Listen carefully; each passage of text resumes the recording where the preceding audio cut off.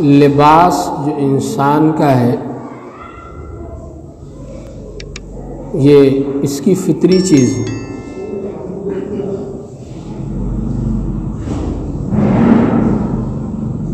ابا آدم مائی حوا سے جنت کا لباس اس وقت اترا جب ان سے خطا اور نسیان ہو گیا،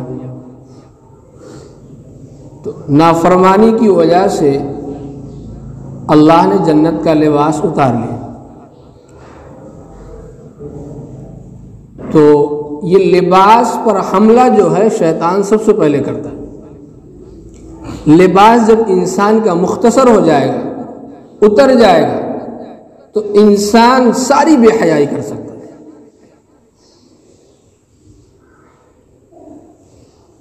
ابا آدم اس وقت جنت کے درختوں کے پتے اپنے بدن پر ڈالنے لگے اپنے جسم کو چھپانے کے لیے، تو جسم کا چھپانا اور اس پر لباس چڑھانا، اس کی ستر پوشی انسان کی فطری چیز ہے۔ فلاسفہ یہ کہتے ہیں کہ انسان ننگے یوں ہی پھرا کرتا تھا، زمانے کے بعد تمیز آئی تو پھر لباس پہننے لگا، ایسا نہیں۔ قرآن اس کی گواہی دیتا ہے کہ جنت میں ہی انسان لباس پہنا کرتا تھا۔ اللہ ارشاد فرماتے یا بنی آدم قد انزلنا علیکم لباسا یواری سوآتکم وریشا، یہ لباس جو ہے ہم نے اتارا۔ اے بنی آدم، یہ ایک ایسی چیز ہے جس سے تم اپنی ستر پوشی کرتے ہو، بدن کو چھپاتے ہو، جسم کو چھپاتے ہو۔ اس سے حیوان ناطق اور غیر ناطق میں امتیاز ہوتا ہے، اور ایک تہذیب معلوم ہوتی ہے۔ آگے اللہ فرماتے وریشا، یہ زینت بھی ہے، لباس زینت کی بھی چیز ہے۔ اللہ تعالیٰ ارشاد فرمائے دوسری جگہ یا بنی آدم خذوا زینتکم عند کل مسجد، نماز پڑھنے کے وقت تم کیا ہے، زینت اختیار کیا کرو۔ آج شریعت کا جو لباس ہے، کیا ہم اس لباس میں ملبوس ہیں، یا لباس ہمارے جسم پر ایسا ہے جو شریعت کے خلاف؟ ہمارے جسم پر ایسا لباس ہونا چاہیے جو وقت کے اور علماء اور صلحاء کے جسم پر لباس ہوا کرتا ہے۔ کیا ہم جو لباس پہنتے ہیں وہ وقت کے صلحاء اور علماء کا لباس ہے، یا ہمارے جسم پر جو لباس ہے وہ دشمنان اسلام کا لباس ہے؟ اچھا آپ ایک بات بتائیے کہ آپ نے اپنی زندگی میں کسی دشمن اسلام کو اسلامی لباس پہنایا یا نہیں؟ ہر آدمی غور کر لے، آپ نے اپنی زندگی میں کسی دشمن اسلام کو، کسی اسلام مخالف کو اسلامی لباس پہنایا یا نہیں؟ اگر نہیں پہنایا تو ہمیں ایک بار پھر سوچنا چاہیے کہ کسی مخالف اسلام نے ہمارے جسم پر اپنا لباس پہنایا یا نہیں پہنایا۔ ہمارے جسم پر جو لباس ہے وہ اسلام موافق ہے یا اسلام مخالف ہے؟ کہاں ہماری عقل ہے بھائی؟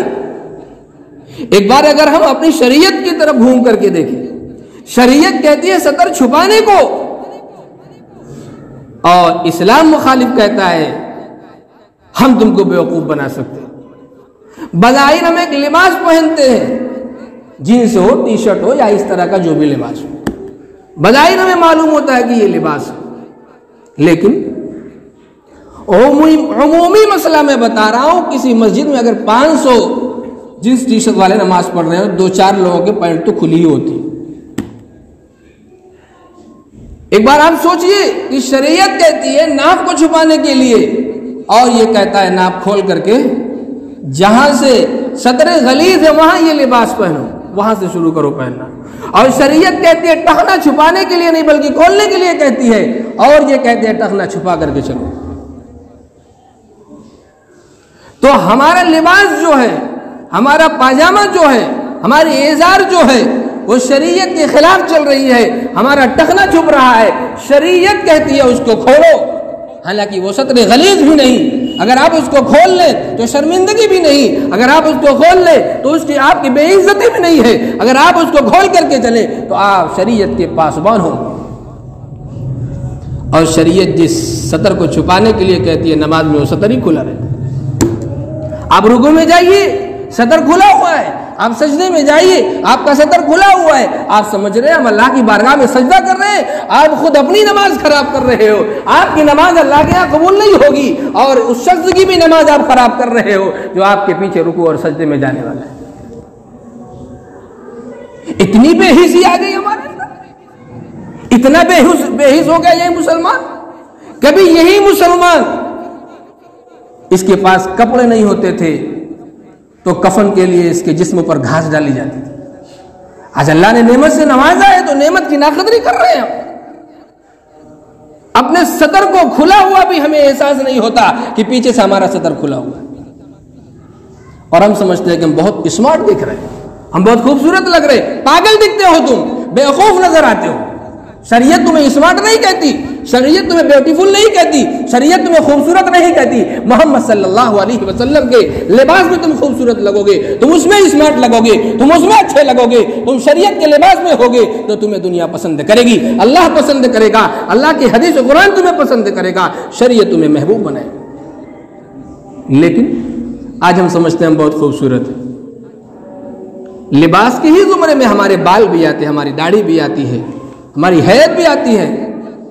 ہمارا بال ایسا ہوتا ہے اللہ کی پناہ، ہم راستے میں چلتے ہیں، دو چار لڑکیاں گھوم کر کے دیکھتی ہیں، دو چار جوان بھی گھوم کر کے دیکھتے ہیں تو ہم سمجھتے ہیں کہ سب سے خوبصورت روڈ پہ ہم ہی ہے. بندر آتا تو لوگ نہیں دیکھتے، بندر کو بھی دیکھتے ہیں. ایک بدنما اگر کتا چلا جائے راستے سے اس کو بھی لوگ دیکھتے ہیں. ایک پاگل بھی راستے سے گزرتا ہے تو لوگ اس کو بھی دیکھتے ہیں. تو یہ دماغ میں مت لانا کہ تم بہت خوبصورت لگ رہے ہو.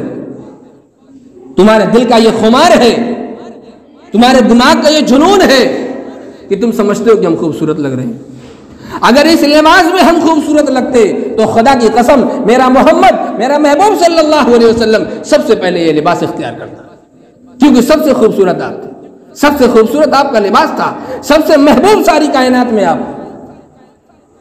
تو اپنے محبوب کو اللہ کبھی بدنما لباس میں پہنا.